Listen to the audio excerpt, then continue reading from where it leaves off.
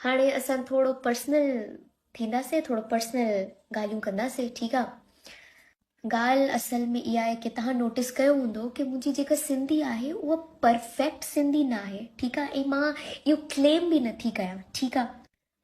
Basically मुंहिंजी मां शुरू खां ई कराची में रही आहियां। असांजो ॻोठु एॾो अचनि वञनि न थींदो हुयो पढ़ाई जे करे, ठीकु आहे। बचपन में त एॾी ख़बर कान हूंदी आहे, लेकिन जीअं जीअं मां वॾी थियमि मूंखे इहो रियलाइज़ थियो की सिंधी खां वधीक मिठी इज़त वारी ज़ुबान कान्हे।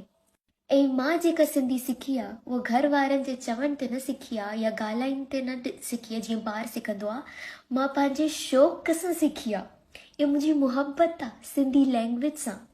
मूंखे इहो फील थींदो आहे की असां सिंधी पंहिंजे पाण सां ज़्यादती था कयूं, छो जे करे असांजो कल्चर रुगो गन्स ऐं गार्डन जो न आहे, वॾेरनि जो न आहे जीअं पोट्रे थींदो आहे, मूंछूं का नहीं आहे। असांजो culture it is about Sufism, it is about music, it is about celebrating womanhood.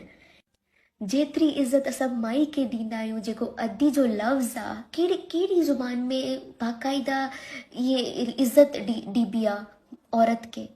कहिड़ी ज़ुबान में सूफीज़म के ऐं शाह अब्दुल लतीफ़ बिटाई और कितने सूफ़ी हैं हमारे पूरे सिंध के अंदर।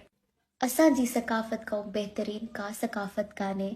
त ख़ुदारा पंहिंजे पाण ते फ़ख़्रु कयो। मां फ़ख़्र सां ॿुधाईंदी आहियां, मां ओन कंदी आहियां। हालांकि मां कश्मीरी बि आहियां मामा जी साइड खां, बट मां फिर पोइ बि रुगो इहो ॿुधाईंदी आहियां मां सिंधी आहियां, सिंधी आहियां, छो जे करे मूंखे वणंदो आहे।